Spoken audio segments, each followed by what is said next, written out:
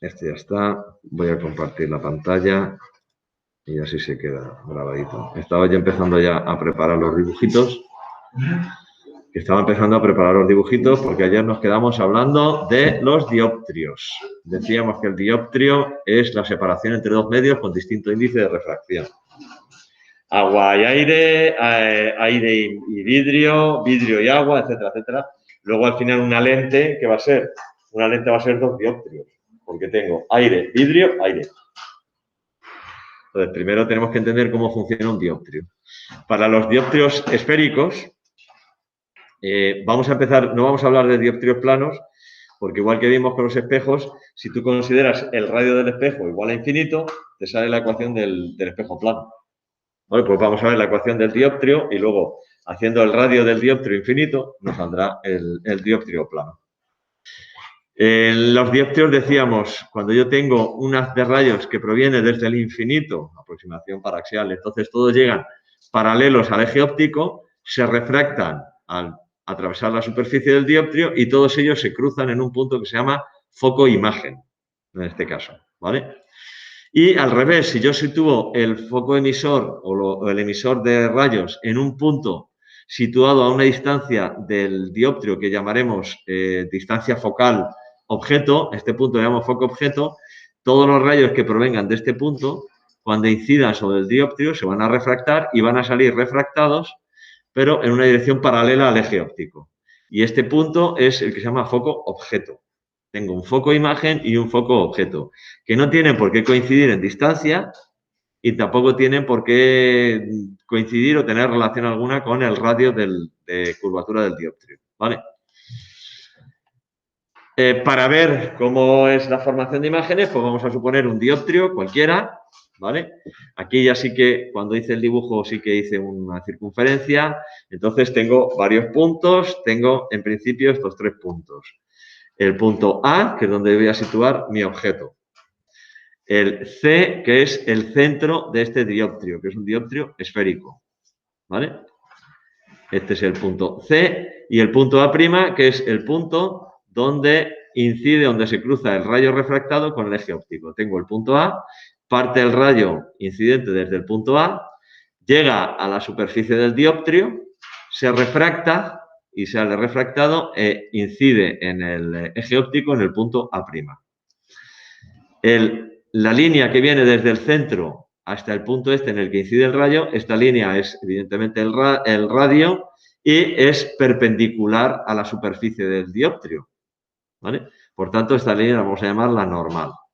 El ángulo de incidencia será el ángulo que forma el ángulo incidente con esta normal. El ángulo de refracción es el ángulo que forma el rayo refractado con la misma normal. Y luego tengo aquí otros tres ángulos, que son los ángulos que forman el rayo de incidente y el rayo refractado con el eje óptico y el ángulo que forma la normal con el eje óptico. Y aquí añadíamos un criterio de signos nuevo. Decíamos que con respecto a la normal, aquí tengo dos líneas, la normal y el eje óptico. Con respecto a la normal, cualquier ángulo que para abatirse sobre esa normal, abatir es girar esta línea desde aquí hasta que coincida con la normal. Lo que hacéis dibujo técnico os suena el término, ¿verdad? Abatir un plano, abatir un no sé qué. Bueno, pues si para abatir una línea sobre la normal tengo que girar por el camino más corto, claro, yo puedo venir hasta la normal por aquí o dándome toda la vuelta. Bueno, dándome toda la vuelta no llegaría por aquí. Bueno, por el camino más corto, si tengo que girar en el sentido de las agujas del reloj, entonces ese ángulo es positivo. Si tengo que girar en el sentido contrario a las agujas del reloj, ese ángulo es negativo, ¿vale? Y con respecto al eje óptico, el criterio es al revés. Si para abatir una línea sobre el eje óptico tengo que girar en el sentido de las agujas del reloj, el ángulo es negativo. Si tengo que girar en sentido contrario, el ángulo es positivo. Entonces, de todos estos ángulos que tengo aquí, I, R, alfa, beta y alfa prima, con respecto a la normal, como giro en el sentido de las agujas del reloj, I es positivo. Con respecto a la normal, como giro en el sentido de las agujas del reloj, R también es positivo. Con respecto al eje óptico, alfa, como giro en el sentido de las agujas del reloj, es negativo. Beta, como giro en el sentido contrario, es positivo. Y alfa prima también es positivo. ¿Vale? Bueno, tenemos dibujado aquí las distancias. Esta distancia de aquí a aquí, si suponemos que el radio es muy grande, va a ser aproximadamente la misma que de aquí a aquí, ¿vale? Y ahora ya me voy a la aproximación paraxial, es decir, supongo que este punto está lo suficientemente lejos de la lente, vamos, del dióptrio en este caso, como para que estos ángulos, todos ellos sean muy pequeños. El dibujo lo tengo que hacer así porque si no, no me cabría, pero los ángulos son muy pequeños. Entonces, cuando el ángulo es muy pequeño, y siempre y cuando esté en radianes, se cumple que el ángulo es aproximadamente igual al seno y a la tangente.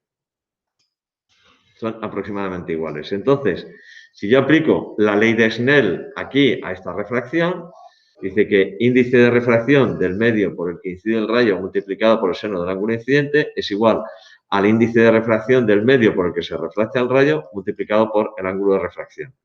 Como el seno es aproximadamente igual al ángulo, puedo sustituir aquí el seno por el ángulo y me queda que n por i es igual a n' por r. Y ahora me voy primero a este triángulo, A, B, C, perdón. Me voy a este triángulo A, B, C.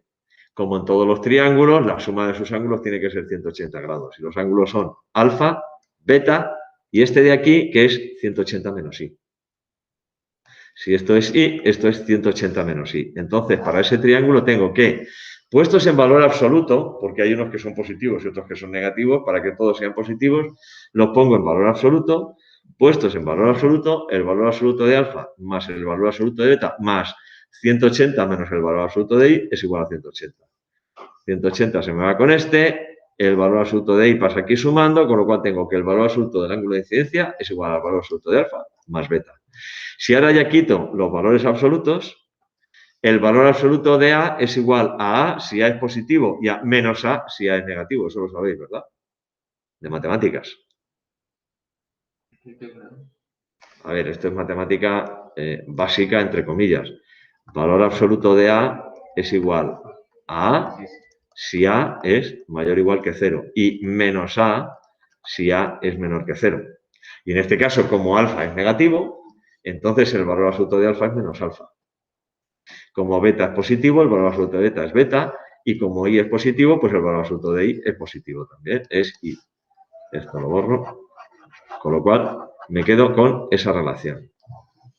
Me voy al triángulo BCA' y voy a hacer algo parecido. El triángulo BCA' es este triángulo de aquí, donde tengo los ángulos R, alfa' y esto es 180 menos beta.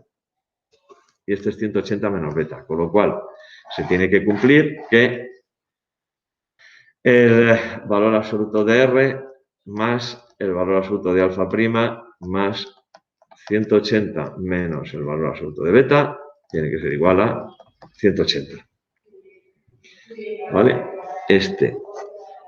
Con este se me va, el valor absoluto de beta pasa a la derecha y entonces me queda que el valor absoluto de R es igual al valor absoluto de beta menos el valor absoluto de alfa'. ¿Vale? Quitando los valores absolutos, como estos tres son positivos los tres, entonces R es igual a beta menos alfa'. Y ahora me quedo con este. Y ahora me vengo con estos, con I y con R, y me vengo aquí, a la ley de Snell. Y entonces tengo que N por I, tenía antes que N por I es igual a N' por R. Si sustituyo, lo que tengo es que N por menos alfa más beta, R por menos alfa más beta es igual a es igual a N' por beta menos alfa'. Quito paréntesis y me queda que menos N por alfa más N por beta es igual a N' por beta menos N' por alfa'. Voy a agrupar. Ahora paso aquí el beta aquí y me queda N por beta menos N' por beta es igual a N por alfa menos N' por alfa'. N por alfa menos N' por alfa prima. Tiqui, tiqui, tiqui. Saco factor común aquí, beta, y me queda entonces que beta por n menos n' es igual a n por alfa menos n' por alfa prima. Y ahora voy a cambiar con la aproximación paraxial, como los ángulos son muy pequeñitos, en vez de poner beta, puedo poner tangente de beta. Y la tangente de beta es igual a h partido por r, donde r es el radio del espejo, del dioptrio en este caso. ¿Vale? Con lo cual, en vez de beta, lo que tengo es h partido por r. En vez de alfa, voy a poner tangente de alfa. Y la tangente de alfa es igual a taca, taca, taca, taca, taca, taca, h partido por s. Arriba, para abajo, para arriba, para abajo. Tangente de alfa es igual a h partido por s. Y en vez de alfa prima, voy a poner la tangente de alfa prima. Y la tangente de alfa prima es h partido por s prima. Me voy al dibujo y también tengo aquí la tangente de alfa prima, que es este ángulo, es cateto opuesto h partido por cateto contiguo, que es s prima. Entonces, si yo sustituyo aquí, tengo que h partido por r por n menos n' es igual a n por h partido por s menos n' por h partido por s'. H lo puedo quitar y entonces me queda la ecuación del dioptrio, que dice que si la pongo en el mismo orden que los dos espejos para que se os parezca un poco, n partido por s menos n' partido por s' es igual a n menos n' partido por r.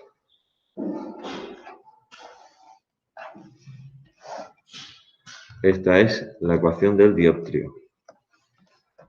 Dioptrio esférico. ¿Cómo sería el dioptrio plano?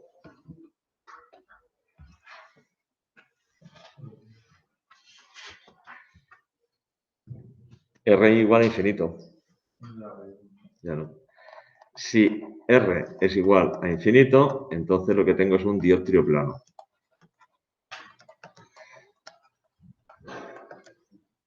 Entonces lo que tendría es que n partido por s menos n' partido por s' es igual a 0.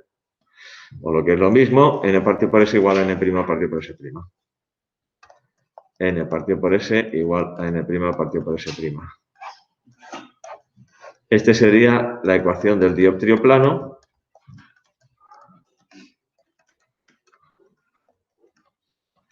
¿Qué es lo que ocurre cuando nosotros vemos algo dentro del agua? La superficie del agua es un dioptrio plano.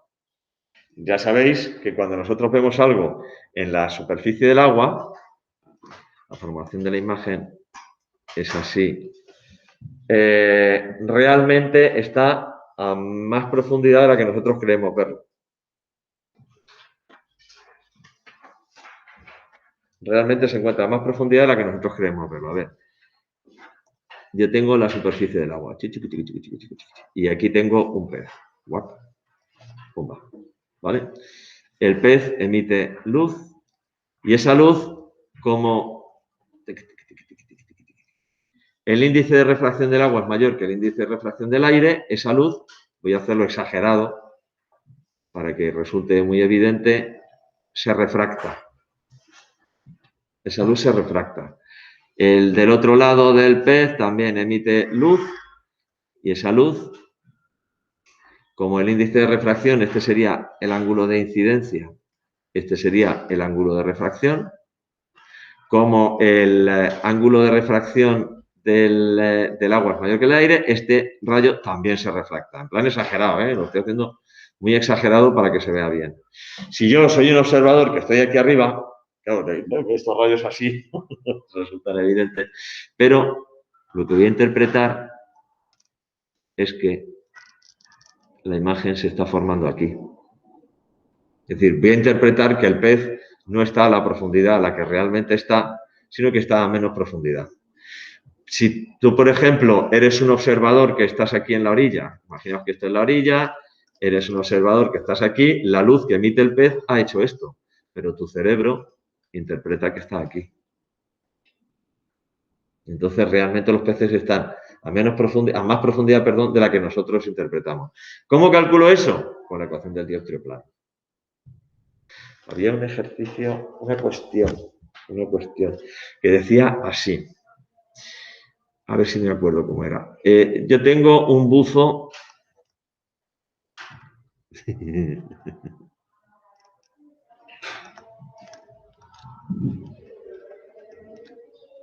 Este es el regulador, ¿eh? Y estos son las gafas del buzo.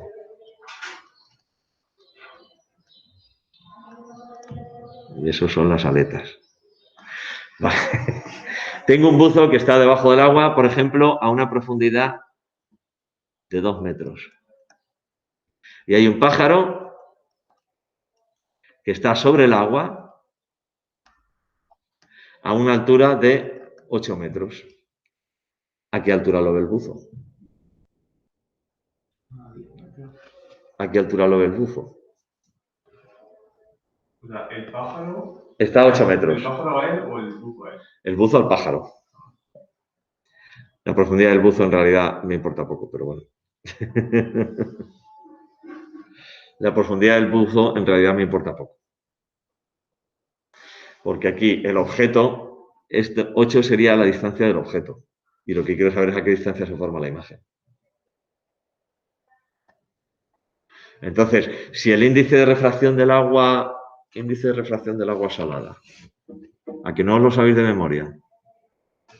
Ay, pues es un dato que deberíais saberlo, para decir. Índice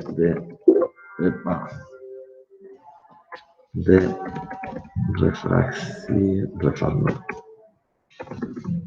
refracción agua salada. Aquí. Índice de refracción del agua salada. Pues bueno. Vale. A ver. Agua. Ágata. ¿Estos son índices de refracción? ¿Dónde está el agua salada? Agua marina, es agua marina. Agua marina, no, pero agua marina es una piedra.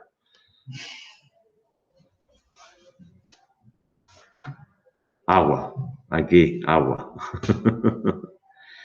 Azúcar, disolución. ¿No viene el agua salada? No me lo puedo creer. ¿Y por qué vienen tantos para el agua? Depende de la temperatura, claro. 1,33, 1, no sé cuánto. ¡Ay! ¿Vendrá la sal? OPQRS. Nada. ¿Y el cloruro? Cloruro de sodio. No viene tampoco. Bueno, pues vaya.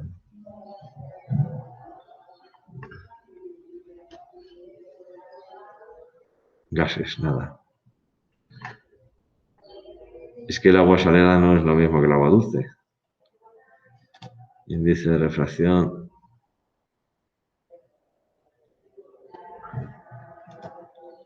Índices de refracción. Helio, dióxido de carbono, cloruro, no sé cuántos, cloruro de sodio, sal, pero no. Pero no el cloruro de sodio cristal, sino el agua salada. Bueno, pues me da igual, agua dulce. Está buceando en las lagunas de Hervidera. 1,33. 1,33. Entonces, ¿yo aquí qué tendría? Tendría N es el aire, es 1. N' es 1,33, es el agua. Y S es la distancia a la que está el objeto, es el pájaro. S es igual a 8. Entonces, ¿a qué distancia se forma la imagen? Es decir, ¿a qué distancia lo ve realmente el buzo? Entonces, lo que tendría es que N partido por S igual a N' partido por S'. Por lo cual, S' es igual a N' a S por N' partido por N. lo que sería 8 por 1,33 partido por 1. En este caso, 1,33 por 8. 10,64. Pues eso, a 10 metros. 10,64. 10,64. Y ahora, ¿a qué profundidad ve la paloma al buceador? Este es buceador ve a la paloma. Bueno, a la gaviota, porque estamos en el mar o en el agua, es igual. El buceador ve a la gaviota a 10,64 metros, es decir, más lejos de lo que realmente está. Ahora, ¿a qué distancia o a qué profundidad? Uy, ya fíjate, he llegado al extremo. ¿A qué profundidad vería la paloma o un observador que está mirando un pez? ¿A qué profundidad vería al buceador? Bueno, pues en este caso, N y N', bueno, N en este caso,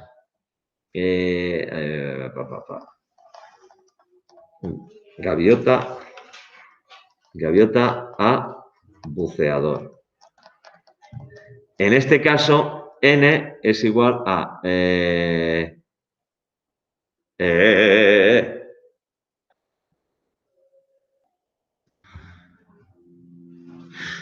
N es igual a 1,33, está bien, es donde está el objeto. El objeto es el buceador. Y que el objeto es la paloma, digo, a ver si me he liado o no. N es 1,33, que es donde está el buceador. N' es igual a 1, que es donde está la paloma. Y S, en este caso, es menos 2. S es menos 2. Entonces, S' no lo conozco. No tengo ni idea. Entonces, ¿a qué profundidad ve la paloma tal? Bueno, pues aplico la esta y sería S' es igual a S por N' partido por N. En este caso sería menos 2 por 1 partido por 1,33. Sí, más o menos, a 1,5 metros, ¿no? Menos 1,5. Que es lo que nosotros vemos. O sea, cuando nosotros vemos algo que está dentro del agua, en un estanque o algo, realmente está a más profundidad de lo que nosotros pensamos. Y sin embargo, si es al revés, eso no sé si os habéis fijado, cuando estáis en la piscina y miráis ahí debajo del agua, miráis hacia afuera, ves a alguien, te da la sensación de que está más lejos, que está no cuánto, pero en el momento que sale está ahí mismo. Es por el efecto contrario, ¿vale? Esto sería el dioptrio plano. Esto lo he visto en EBAU, esto mismo, pero preguntado como cuestión. Es decir, un buceador, tal, no sé qué, y observa un pájaro que pasa por arriba, o no sé cuántos, algo así, lo ve, el buceador ve al pájaro, perdón, a más altura de la que realmente está o a menos altura de la que realmente está. En este caso lo ve a más altura de la que realmente está. Pero eso se justifica de forma muy sencilla con la ecuación del dioptrio plano. Que vamos, más fácil no puede ser. N partido por S, N' partido por S'. ¿Vale? Bien, vamos a ver cómo se forman las imágenes en dioptrios. Formación de imágenes en dioptrios. Voy a coger un dioptrio.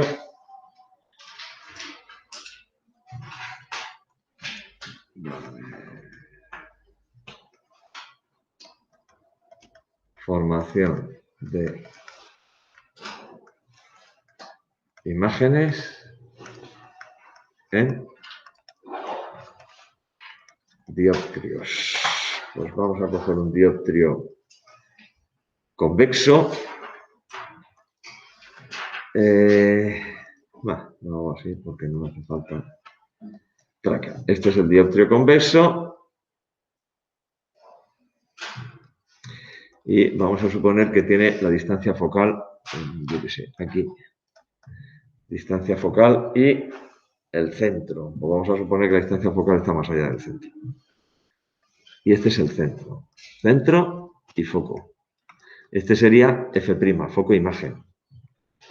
Ese sería el foco imagen. También vamos a hacer un trazado de rayos. Vamos a hacer un trazado de rayos y vamos a ver dónde se cruzan y vamos a formar la imagen. Pues vamos a poner un objeto aquí. Vamos a poner aquí un objeto. Acá está.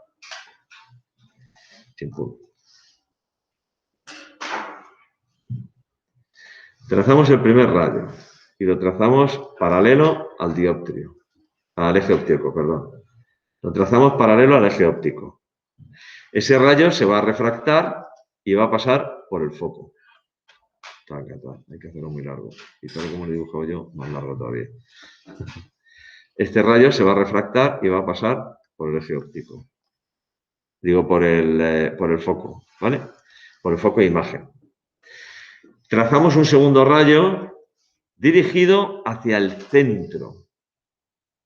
Porque si este rayo lo dirijo hacia el centro, ¿cuál es el ángulo de incidencia con la superficie del dioptrio?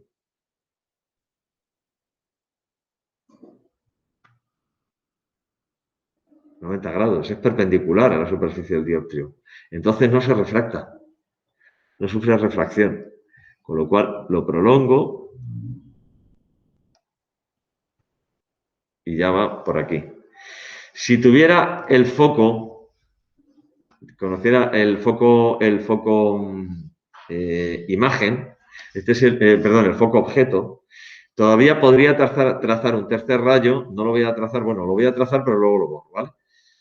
Porque estamos en un dioptrio, no en una lente. Aquí la imagen se formaría aquí, perdón, ahí está más bien aquí, ¿verdad? La imagen se formaría aquí, aquí es donde se formaría la imagen, ¿vale?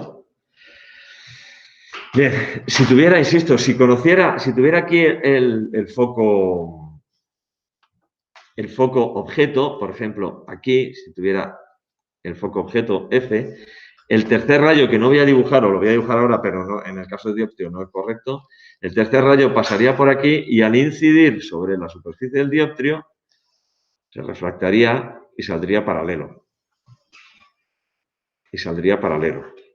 Pero aquí no me hace falta ese tercer rayo, así es que no voy a dibujar. Me quedo con estos dos y ya está. ¿Vale? ¿Cómo sería la imagen en este caso? Imagen real, porque se ha obtenido a partir de la intersección de los rayos, no de sus prolongaciones. Imagen real. Imagen invertida y en este caso disminuida. En este caso, en este ejemplo, pero vamos, aquí es lo de menos. Real, invertida y disminuida. ¿Vale? ¿Cómo sería en un dioptrio? Este es un dioptrio cóncavo. ¿Cómo sería en un dioptrio convexo? Este es cóncavo. Dioptrio cóncavo. ¿Cómo sería en un dioptrio convexo? Pues en un dioptrio convexo la imagen se formaría a ver, aquí. Voy a intentar, más o menos, dibujar el dioptrio convexo. Taca, taca, taca, taca. Y recordar, si el dioptrio es convexo, el foco imagen está aquí a la izquierda. Entonces, si yo tengo un objeto,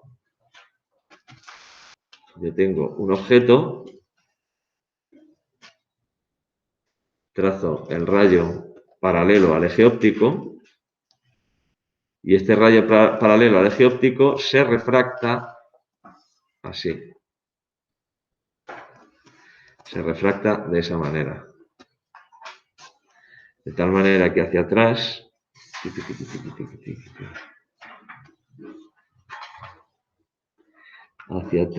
vamos a ver, hacia atrás, espera, el borrador. Esto sería así. Treca, treca, treca, treca, treca.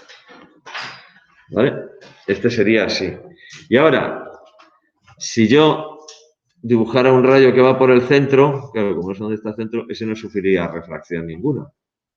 Entonces, este es el foco imagen. Este sería el foco imagen. Imaginaos que tengo aquí el foco objeto está aquí. Entonces,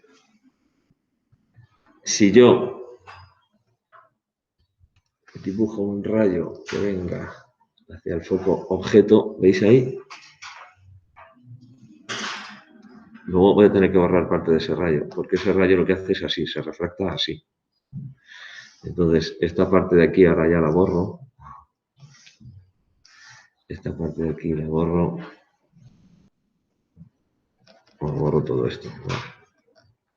Porque sé que va hacia allá. Desde aquí ya lo dibujo refractado paralelo al eje óptico. Este sería el otro. De aquí atrás. Y hacia atrás dibujo la prolongación. Hacia atrás. Un poquito así. Hacia atrás. Tacatá. Y esta ya sí que la borro. La hago en rayitas discontinuas.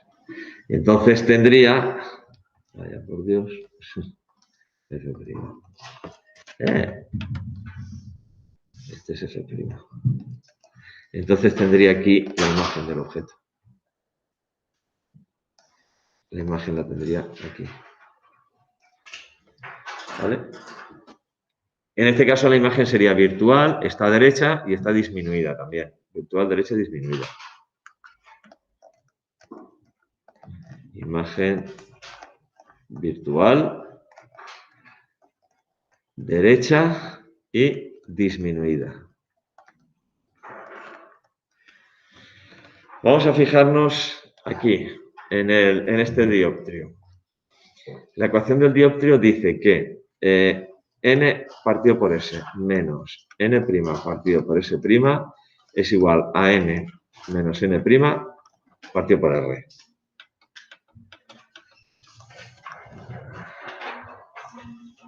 Si yo me llevo el objeto lo suficientemente lejos como para que los rayos vengan paralelos, es decir, si hacemos S, si S es igual a menos infinito, me llevo el objeto al infinito para que los rayos sean paralelos, entonces el punto en el que cortan los rayos refractados, este punto en el que el rayo que se refracta corta con el eje óptico, es el foco imagen. Entonces, si hago S igual a menos infinito, entonces S' será F'. S' será F'. Con lo cual, si yo sustituyo aquí, lo que me queda es que menos n' partido por F' es igual a n menos n' partido por R.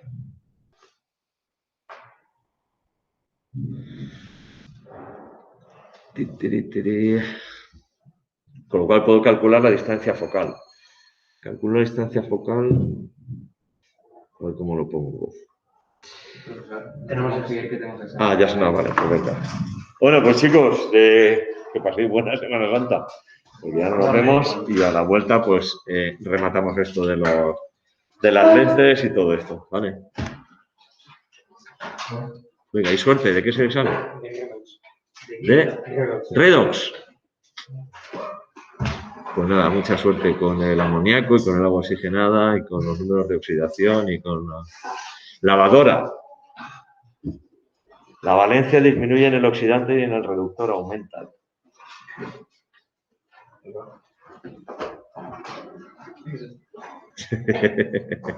Oh, mientras el oso toca el pito, Perico toca el silbato. ¿Eso también no lo sabíais o no?